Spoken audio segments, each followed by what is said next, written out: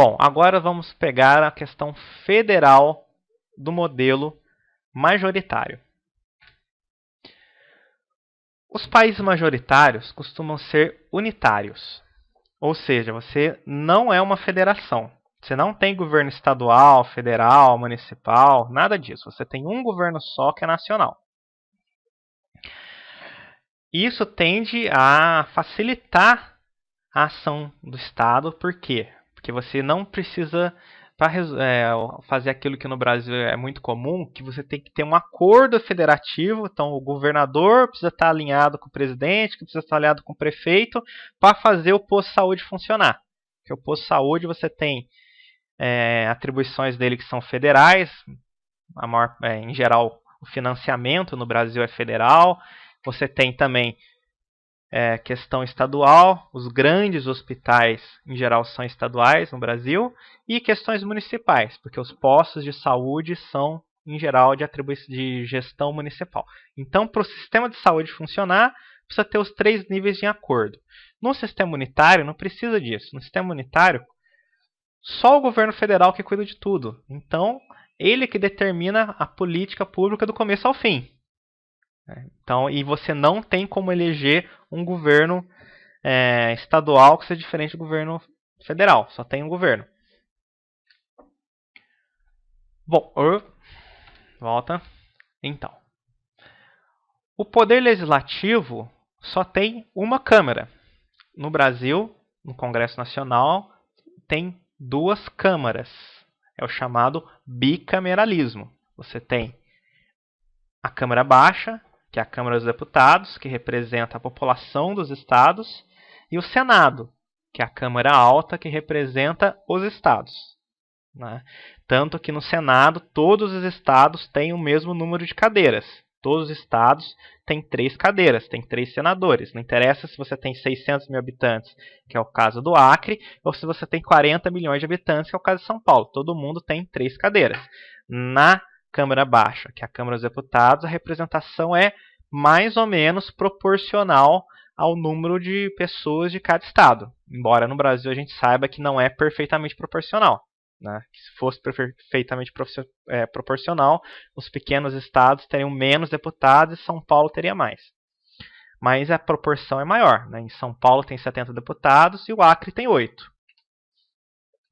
As constituições são flexíveis. Né? Não, só frisar que no modelo majoritário você não tem Senado. Você só tem uma Câmara, que é a Câmara Baixa. Você não tem Senado. As constituições são flexíveis. Ou seja, você não precisa de uma grande maioria para mudar a Constituição.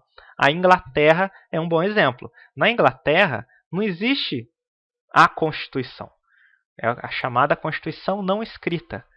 Lá existem várias leis que são chamadas leis constitucionais. Por quê? Porque elas são importantes, que falam sobre o direito de livre expressão, etc. Mas elas são leis comuns. Formalmente falando, elas são leis comuns, que podem ser alteradas como qualquer lei comum. Você mudar a Constituição inglesa é o mesmo processo de você mudar qualquer lei. Então, é a chamada Constituição flexível. As legislaturas têm a palavra final sobre a constitucionalidade da legislação. Também é o caso da Inglaterra. E é os países de língua inglesa em geral, Canadá, a Nova Zelândia, a Austrália, né? Os Estados Unidos não, porque os Estados Unidos é uma exceção. Mas todos esses países de língua inglesa, Canadá, Austrália, Estados Unidos, o próprio Reino Unido, não existe Suprema Corte com o poder de declarar uma lei inconstitucional. É a chamada doutrina da hegemonia do parlamento. Quando o parlamento cria uma lei, a única instância que pode vetar uma lei do parlamento é um outro parlamento no futuro. Você não tem uma Suprema Corte que pode falar isso é inconstitucional. É óbvio, né? A Constituição lá é uma Constituição não escrita, informal. As leis constitucionais são leis comuns. Então, não tem como ter uma Suprema Corte lá que vai falar que as leis que o parlamento criou são inconstitucionais. E o último ponto, que está no livro do Lipper, um ponto polêmico, que ele diz que nos países majoritários o Banco Central é dependente do Executivo, ou seja, o Banco Central não é independente, né? Aí, duas questões. Primeiro, por que ele colocou o Banco Central no meio de uma discussão sobre o sistema político? E segunda questão, por que ele colocou o Banco Central na questão federal? O que tem a ver federação com o Banco Central? Bom, primeira questão, o que o Banco Central tem a ver com o sistema político? A ideia básica é o seguinte, se o Banco Central tem autonomia, o governo não tem liberdade de gastar o tanto que quer. Porque se ele gastar demais, vai provocar inflação e o Banco Central vai aumentar os juros para controlar a inflação. E aí, os juros maior vai brecar a economia, que nem tem no Brasil, que o governo fala, a inflação está muito alta, o Banco Central aumentou os juros, e o governo não gosta, né, porque aumentar os juros atrapalha a economia e tal.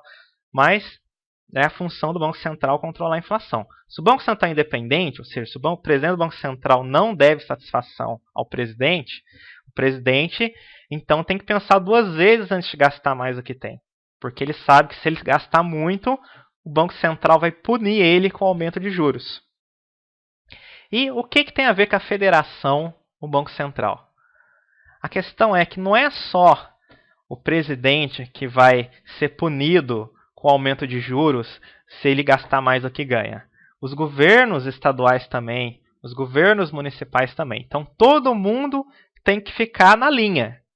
Porque não adianta o presidente economizar e os governadores gastarem muito. Se isso acontecer, vai ter inflação da mesma coisa e o Banco Central vai dar uma paulada em todo mundo. Os municípios idem. Então, o Banco Central vai diminuir a autonomia dos governos no sentido que eles não vão poder gastar, que eles vão poder gastar menos.